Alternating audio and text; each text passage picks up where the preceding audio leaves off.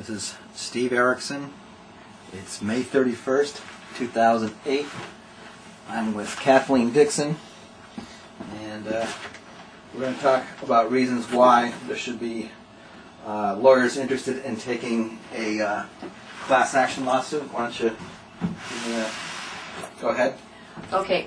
Well, in order to attract the interest of a law firm, it should first be noted that the Connecticut Attorney General, Richard Blumenthal, has sued IDSA, or the Infectious Diseases Society of America, or idsociety.org, because he knew that they have committed scientific fraud and racketeering. He initiated this subpoena against them, demanding that they show any relationships that they have with big pharma or big insurance in November, I think, of '06, and they just recently settled out of court. And if you look at the agreement on Mr. Blumenthal's website with IDSA, it looks very much like IDSA did not want to be charged criminally. How would they find the website? Is it the Connecticut Attorney General? Yeah, just Google Connecticut Attorney General Richard Blumenthal, and then you'll find on his homepage a link to the agreement. So this is winnable. That's my point. The Connecticut Attorney General used to be a U.S. attorney, so he knows. You know, he would never have taken this case against them had he thought there was a chance he might lose it. We assert that if any lawyer were to look at this agreement, they would find that this agreement with Mr. Blumenthal, or this settlement out of court, number one, was intended to assure that no judge ever saw the data that Mr. Blumenthal has against this little entity, this racketeering cabal, which is not really IDSA, but it's the ALDF.com, and it involves people at Yale University and New York Medical College. Gary Wormser, Alan Steer, Robert Schoen, Lenny Siegel, J.J. Halper, and Mark Klentner, and so forth. They have a relationship where, for years, the funding has gone just into their little profiteering, racketeering cabal so that they could spin vector-borne diseases to suit their own bottom line. They're working for both Kaiser Permanente et al., and the insurance companies, and they're working for their own patent royalties. What they're doing is narrowing these disease definitions and not allowing anyone to be diagnosed with anything until they have a vaccine, because they have no intention whatsoever of treating anyone, but they're going to be all hysterical and tell us how serious this disease is once they have the vaccine. And that's what happened with Lymerix. Lymerix was Yale's OSPE patented vaccine that came on and off the market because it was never a vaccine. Deliberate non-reporting of adverse events and so forth. But the overall picture is that this is a racketeering entity that it partially involves Kaiser Permanente, who is still at New York Medical College training MDs. Kaiser actually writes the training protocols for the new MDs. And as regards the venture cap firms that promote this racketeering entity, this racketeering false front called the ALDF.com. So Mr. Blumenthal has evidence that these characters are spinning diseases for profit, for the false positive outcomes of their vaccines. They're also consulting with insurance companies to deny patients care. And the primary crime that they committed was as regards the testing for Lyme. Alan Steer originally had written the CDC's protocol for testing for Lyme. They proposed that we should do serial Western blotting or sequential Western blotting to look for new and changing IgM and IgG antibodies. That was in 1996. It was adopted by the CDC in 1990. But then after the establishment of this cabal, ALDF.com, at New York Medical College, they changed the diagnostic standards to say that you can only have Lyme disease if you have an autoimmune arthritis in a knee. They narrowed the disease definition to only an autoimmune knee disease. Now, Lyme borreliosis is a borreliosis, or is relapsing fever. If you go to the National Library of Medicine, their taxonomy database, and study Borrelia, you will find out that there's very little difference between any relapsing fever Borrelia and Lyme. So Lyme is the local relapsing fever, which is an African parasitic disease. And it's permanent. It's a permanent brain infection. It has always been shown to be unresponsive to antibiotic treatment all throughout history.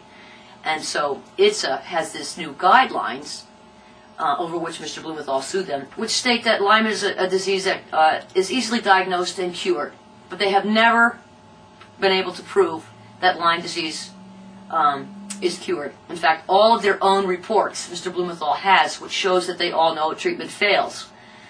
So this is completely winnable. It is a racketeering entity, and it could be charged as the way Mr. Blumenthal charged it. His office had previously referred me to the U.S. Attorney's Office in New Haven. His name is Kevin O'Connor, to file a scientific fraud and racketeering complaint against Yale in 2003, because they understood the change in the testing, the original testing and in the 1994 Dearborn method. But our U.S. Attorney did nothing about that because he's a political appointee. He's the equivalent of Alberto Gonzalez. He's there to defend GOP from any criminal investigations, and GOP is to include Yale, as we know. GOP? What's GOP? The Republican Party. GOP. Right. So they did not do anything. In 2003, I filed a RICO complaint. The U.S. Attorney's Office did nothing about it. 3 years later, Mr. Blumenthal's office sued them civilly. They settled out of court. This is completely winnable.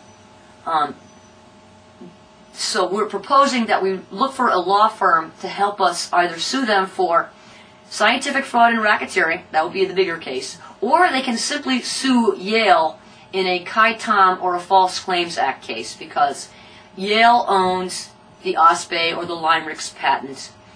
They also own a patent, it's 5,618,533, which is the only scientifically validated method to diagnose Lyme disease. That's a flagellin method. But they did not use this scientifically valid method to assess the outcome of Lymerix because they knew Lymerix didn't work.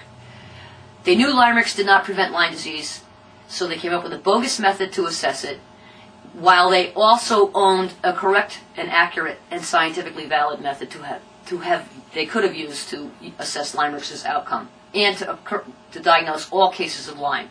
Late, early, arthritis, neurologic, all cases of Lyme. Everybody who has Lyme, mostly, 95% of people who do, have this band 41 or this anti-flagellar antibody. Yale made it specific in their patent.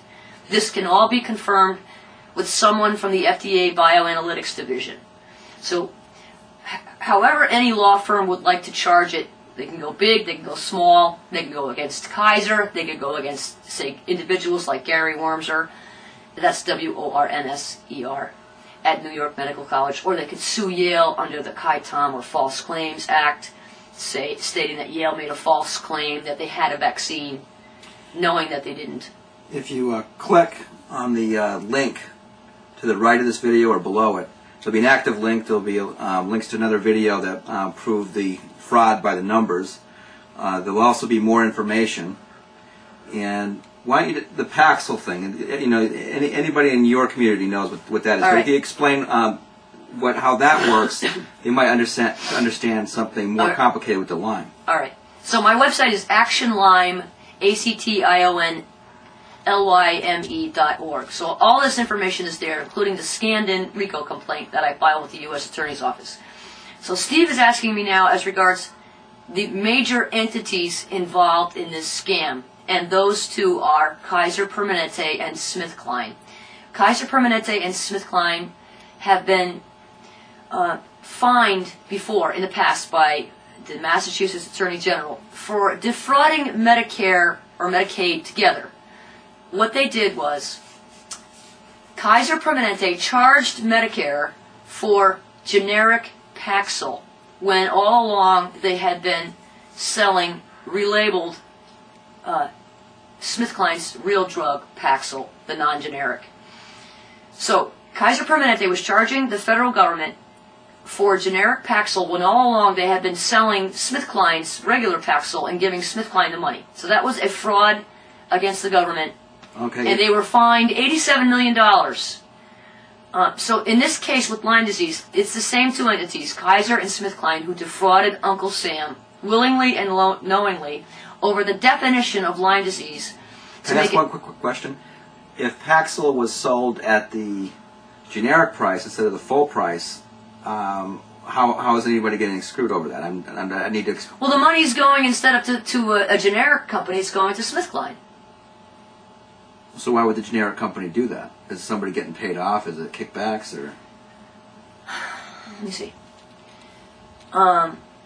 The United States government, Medicare, has an interest in people obtaining the cheapest drugs, and everybody agrees. We're all happy whenever a patented drug goes generic, like ceftriaxone costs $12,000 a month. If there was a generic out there, and I understand that there is, and that actually cures Lyme, or not? Right, it's the only drug. It helps to treat it. Right, it's a central nervous system acting drug for meningitis, which is what Lyme is. So if that drug, ceftriaxone, were off patent, and any company could make it, and they would offer it at $3,000 a month, then it would be in the interest of the government to pay that company for the generic drug, as long as it's shown to be the same active ingredient and so forth, blah, blah, blah. But in that way, Roche, the company, the manufacturer of Rocephin, or ceftriaxone, doesn't get that money. But SmithKline didn't like the idea that they had lost the patent for Paxil. It was now a generic. So they were still going to get their profit out of it by selling it as a generic. So they defrauded the United States government into thinking that they were a generic manufacturer. It's just a fraud. They just took the money themselves, and it should have gone to some other competitor. And per person, Lyme disease to effectively treat is more expensive than treating an AIDS patient. Is that correct? Yes. Yes. The treatment for Lyme disease, and remember now, Lyme is relapsing fever, so you need relapsing treatment for it, and this can be confirmed with the latest independent study by Brian Fallon at Columbia University. That's Fallon. $12,000 a month for a drug that you need relapsingly, perhaps 3 to 4 times a year for the rest of your life. So you're talking about $50,000 a year, $50,000 to $70,000 per year to treat people for the rest of their lives for the central nervous system infection that never goes away, because it is a relapsing fever organism. These spirochetes go intracellular. They go into a cyst or a spiroplast form. That's the latent form. Similarly, there's no cure for syphilis, and it's the same treatment would probably be the same for syphilis, but nobody mentions that. They used arsenic at one point. They did, yep. That's called compound 606. They still use melarsoprol in Africa for trypanosomiasis, which is very similar to Lyme, very similar to relapsing fever. That's sleeping sickness. So Lyme disease is probably 5 times more expensive to treat than AIDS, because I think the total cost for AIDS drugs for a year is $12,000. And what Lyme is $12,000 per month minimum. That's the wholesale cost of the drug. What are some of the other diseases that can be misdiagnosed as instead of being Lyme with Parkinson's? Why don't you give a list? Lyme disease is identical to multiple sclerosis. There was a German researcher who came to America and took over the National Institutes of Neurological Disorders and Strokes MS group, because he found that Lyme was identical to MS. Do they have spirochetes in their blood?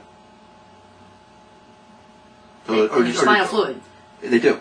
Yeah.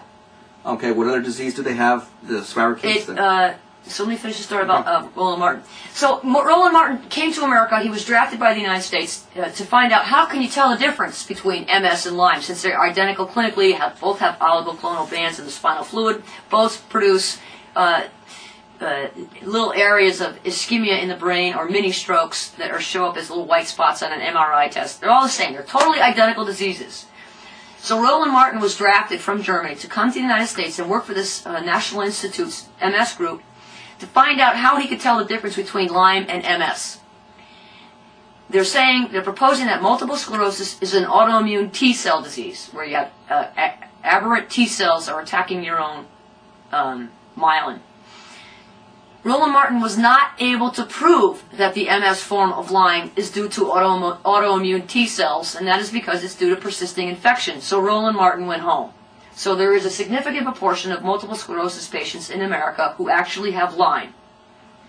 Now, we don't know that, given the treatment status, what's best to have. We usually advise the Lyme MS patients to keep their diagnosis of multiple sclerosis, because then they won't be harassed, like most Lyme victims are, and denied treatment. If you have an MS diagnosis and it's really Lyme, shut your mouth and take your MS treatment until we can resolve this issue, and then you can get the proper treatment. But otherwise, you don't need the abuse that Lyme victims have to suffer on top of the misery of your disease. Lyme is associated with Lou Gehrig's disease in nearly half the cases, 47%, I'm sorry. So 47% of all ALS cases in Lyme endemic areas, so we're talking New England and the north central states, it was caused by or initiated by Lyme disease or borreliosis or relapsing fever. Michael J. Fox was bit by a tick and had Lyme disease, and that it progressed into Parkinson's, possibly? It was originally thought that Michael Fox had Lyme, then they thought they had MS. Now they're saying he has Parkinson's. We think the final outcome with Michael J. Fox is that he has some kind of chemical neurotoxic exposure, like to pesticides or something like that. I don't really know what his outcome is, but he has Parkinson's. Montel Williams had Lyme. Now he has MS.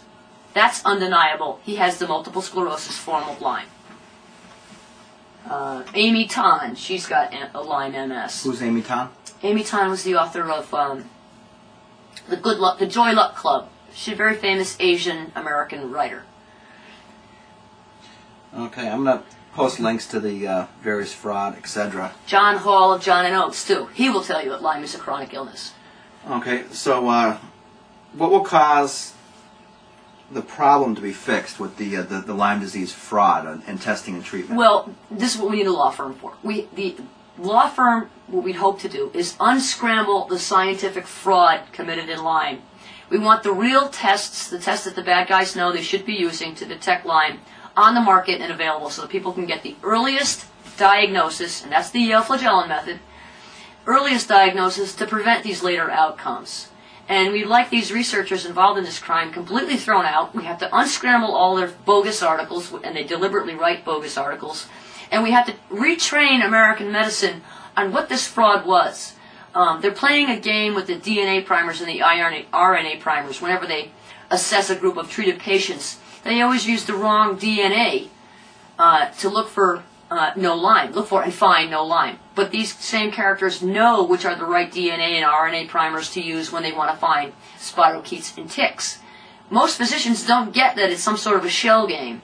So all of that stuff has to be unscrambled in order to set us on the right track. Because the ultimate goal, obviously, is for these sick people to get treatment and recover their lives, and for the vast majority of people who don't yet have Lyme but who might get it to have the earliest phase of it diagnosed and treated, so these later horrific outcomes they can avoid them.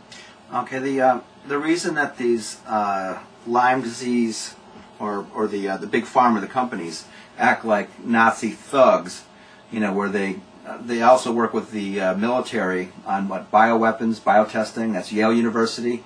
SmithKline. So what's the question? Why do they use this? No, they can go after people that tell the truth. Yes, they do. They wiretap people. They stalk them. They trash activists. They're even worse than big pharma spying. Corporate spying is even more intense than anything the CIA or the FBI does. And the FBI and the CIA don't want to admit that the corporations are running circles around them, as are the Mossad. So the corporations do these things. They do harass people. They do deploy the so-called Child Protective Services to trash people, bag them, throw them in jail, false criminal charges. Right. Yes, they do. And this happens to numerous among us in this community. We've been wiretapped, stalked, harassed. We spot like Plum Island, which is above Long Island, New York, on the Long Island Sound between Connecticut and New York. That was known to be a place where experiments were done on bioweapons research, correct? Yes, all kinds of testing like that, yes. So, in theory, Lyme disease could have been brought over from Africa in soft body ticks. British soldiers were affected by that in Africa in World War II. Yep. So bring over that disease over to Plum Island. Mm-hmm. They play with it in the lab. They get it from a soft body tick to a hard body tick. Yep. Bite some seabirds. Prevailing winds, and then maybe lands in Lyme, Connecticut, or around there, and then it just spreads through the deer population.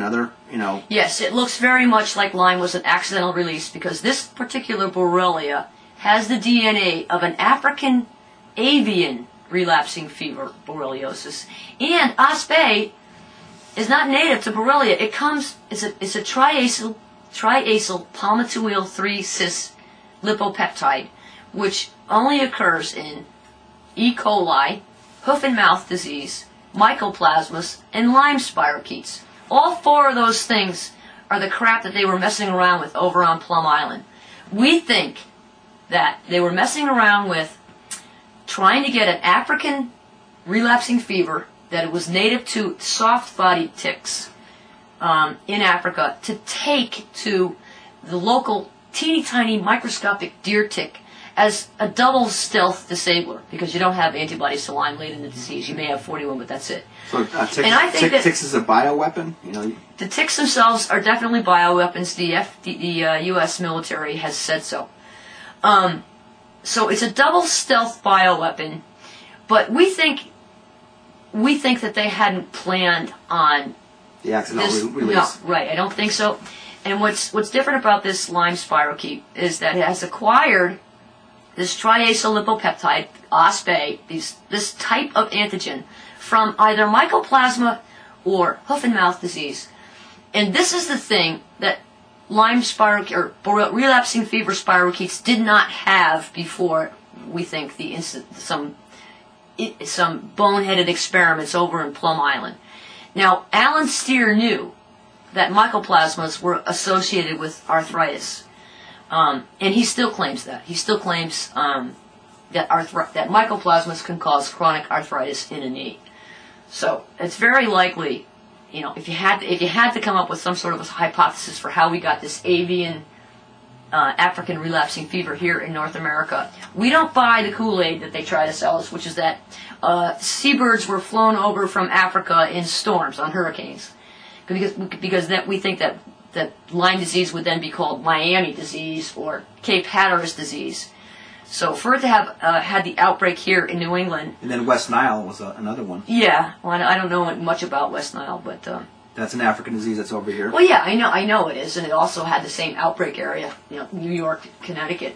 Yeah, where they're playing with all this dangerous diseases and. You know, I would hope that they aren't that stupid to have created these two accidental epidemics. But look at the DMV; they could have.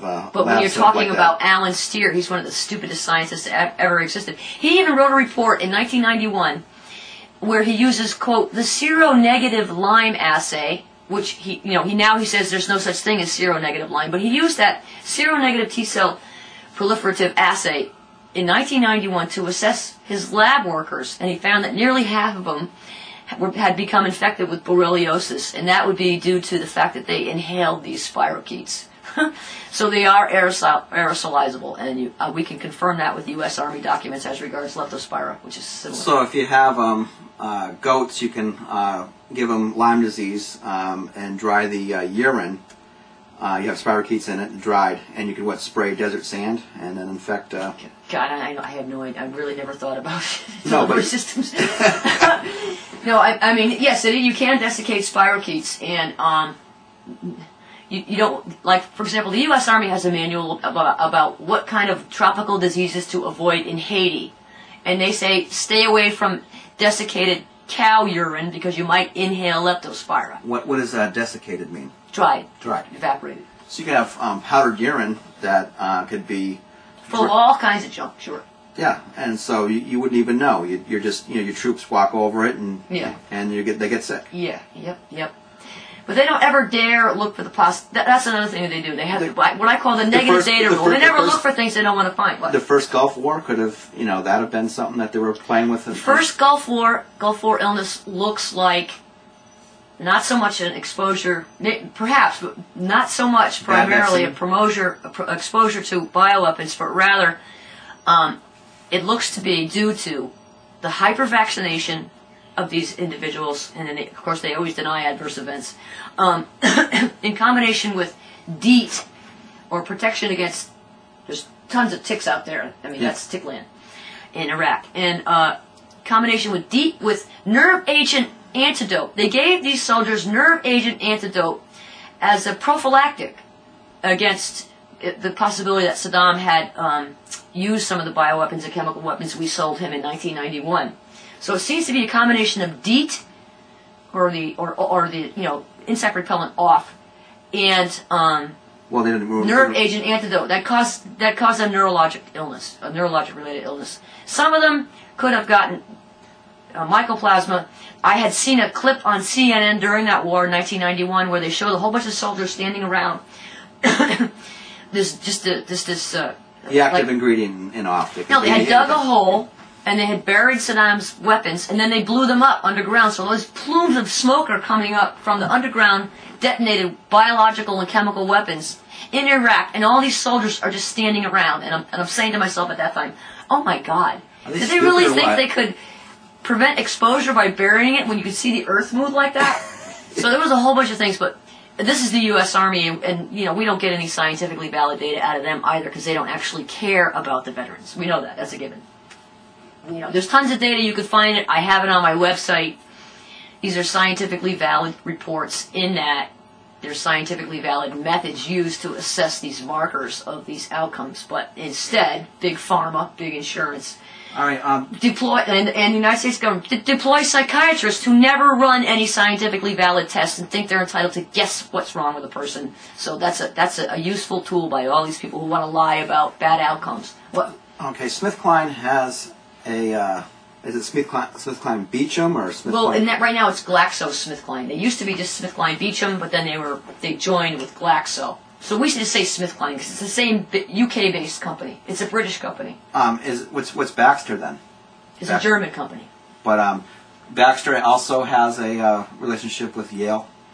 Yeah, not necessarily with Yale. A few of the Lyme criminals, Gary Wormser, Alan Steer, and Ray Dotweiler, I think, are consulting with Baxter on a new trivalent OSPE vaccine to be used both in Europe and the United States, but I don't think that's going to go anywhere. All right, the Connecticut Department of Administrative Services, I guess that is what the spying arm of the Connecticut State Police. Right.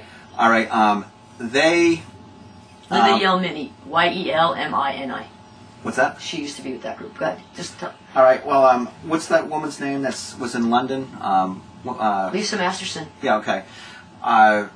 What were her assertions over in London? She was being spied upon by the Connecticut Department because on her computer. Yeah, she was being spied on by, like all Jewish law firms in New York. She was being spied on by the Ministry of Defense in Britain. She was being spied on by U.S. military. I mean, she's got zone alarm, and she could see the IPs of these hacks. So I don't know how how valid it was these attacks were on her. But then I went to my website, and I found the same people were all over mine too. But I didn't care. I didn't make a big deal out of it because everything I know is on my website. So. All right. So so Connecticut Department of Administrative Services and Connecticut. Well, I mean, these same people in the U.S. are spying on somebody in London. So what happened to to Lisa Masterson in London? Okay, the Department of Administrative Services, which was run by Linda Yelmini, everyone hates her. She's a big hoe associated with DCF hoes, and she was involved with the Plofsky episode. People in Connecticut will know what we're talking about. What is Plofsky? Just explain briefly. Well, Alan Plofsky was the head of the Ethics Commission, and he really hated John Rowland, as did most people at the time, the former governor, right? And so these DCFO lawyers, Maureen Regula, now she's known as Regula. No, different. Maureen Regula, Regula, and Linda Yelmini wrote a fake whistleblower letter complaint to try to get rid of Alan Plofsky in the Ethics Commission.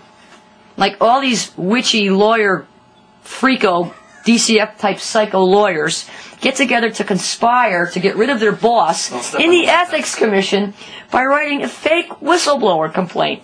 And this Maureen Regula, now she works for Regular, rather. Now she's the head of the DCF New Haven division. She's the principal attorney of there, replacing the fired Sarah Gibson, who I got fired. Wrote this letter, a fake whistleblower letter, meant to give the impression that the person who wrote it was kind of, undereducated, misspelled words and so forth. And also, during certain depositions and affidavits, she referred to this fake whistleblower letter that she herself wrote as if she was not familiar with the fact that she wrote it. Like, this mysterious letter, I wonder who wrote it. All right, bottom line is, Lisa Masterson was saying the same things that you were. Right. So she ended up being, the police stormed her house, she was put in a mental hospital, her kids were taken away. Yep. Basically the same thing happened to you in this country for saying the same exact things. Yep. And you both had scientific backgrounds. Yes. And you had proof. Yes. So we were a huge threat to them, so they bagged us both, took our kids, threw us in jail, declared us insane with the intention of keeping us in a psych clinic permanently because they did not want us out to continue our campaign to bring it to where the point it is right now, where Mr. Blumenthal sued them and they settled out of court. Now we're looking for a law firm. Because it is a chiton. What? One of the most amazing things I've ever seen happen here, and it will happen twice. You were sitting down at your computer in the other room here, and you just got up to the computer. I didn't know what you were going. You went in the bathroom, and I guess you had my usual bout of hyperuresis, right? What Lyme disease patients have? What kind of problems? Advanced GI problems. You can have chronic diarrhea. Okay, so we got back to you got back to your computer. And in front of your eyes, what happened is the PsyMed. It was more than one occasion. On numerous occasions. Okay. My bowel habits were posted to the internet. But it wasn't just that. Remember the time we were eating dinner? In real time. Right. Like right away, right on the computer. Right, but it wasn't just that. Remember the time we were talking about what we were going to have for dinner? And we were laughing about mashed potatoes, and I told the mashed potato story and blah, blah, blah. And the next day I said, Steve, come and look at this. And they had repeated elements of our conversation about the stupid mashed potatoes. I hadn't witnessed that one, but I do know that you went out to your mailbox and you got a letter that you were waiting for the results of your lawsuit, and they were already on the PsyMed forum, which is the thugs that work for the big pharma. Yeah. I mean, I don't know how that could have happened, but did they tell you what's in your mailbox before you get it? I saw it. Well, how about the death threat they made against me? They said the Mossad was going to get me. And that they knew about my trailer in my front yard. So I go to the police, hey, here's this guy saying the Mossad is going to kill me, and they're talking about the trailer I have in my front yard, which I have only had for like 6 months. So whoever is stalking me and watching me knows about what's going on my property. Well, cops are doing it. Well, I've also seen where somebody was talking about your furnace needs to be cleaned because smoke's coming up, like make you think that you have cameras aimed on their house. So what I think they try to do is to make you look crazy. They try to make you appear paranoid. Yeah. So if you appear paranoid and make all these claims, and it hasn't just happened to me. It happened to Lisa Masters, not just Lisa Masters, but Karen Forshner too, from the Lyme Disease Foundation. Janice Spears. They stalk and harass you, and they try to get you to post to the internet that I'm being stalked, and my phone is bugged, blah blah blah. Lisa Masterson is Jewish, so it can't be painted as an anti-Semitic thing. And when you say Mossad or the spy organizations, sometimes it's just corporate thugs that are paid to go out and harass people on the internet or. Well, I mean, they did a very good job trying to discredit me, inventing for me what I said and did, threw me in jail, called me a terrorist, invented for me that I was a dangerously intelligent chemist like Ted Kaczynski, the Unabomber. They even tried to peg the Yale bombing on me to try to put me away for good. Did not allow me access to the court. It was a total bag job. But they wanted to discredit me because I'm an analytical chemist from Pfizer, and this analytical methods development and validations is what I did for a living at Pfizer. So, of course, I'm going to be looking at the testing that they used to assess the outcome of Lymerix. So that's what happened. That's how it all started. Well, John A. Danaher III, he's the current Connecticut State Police Commissioner, and when he was a U.S. attorney, he helped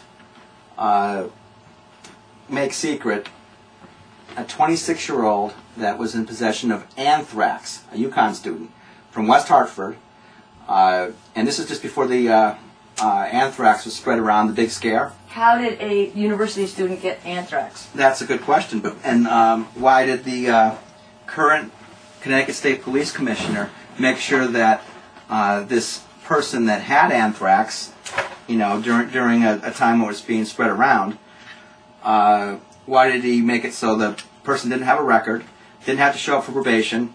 Because it's, I guess, what's that? They do that sort of thing all the time here. They selectively prosecute people. If you're in with their team, if you're in with the Connecticut Hose, if you're, you have money and your parents can protect you, and blah blah blah. They only charge poor people with crimes or people they don't like. It's always selective prosecution. You know that. Yeah, the Connecticut State. How about Jody Rell and her son? The current governor of Connecticut, the stolen skidoo ring stolen ski-doos being sold out of the current governor's own basement by her own criminal son. The kid did not suffer the consequences of breaking the law. Instead, the environmental officers who discovered the ski-doo ring had their careers threatened. So That's just how Connecticut works. Everybody knows that. Well, Jody Rell might be considered for vice president on the Republican side. So I guess You got to be kidding. it's possible. You know, so she has the credentials. Well, I mean, I do like McCain, but I think that John McCain is every bit the airhead and moron that George Bush is. No, he is. He's really that stupid. He dares to say things like, "Oh, I don't really know how the economy works." How can you be such an effing airhead as to even think you could say that? That really shows outstanding stupidity, and such a person should never be president. Oh my God. You need to be very concerned about the economy if you're going to run a country. Well, anyway, I'm gonna cut this to the end here. All right, thanks. All right, we'll post links.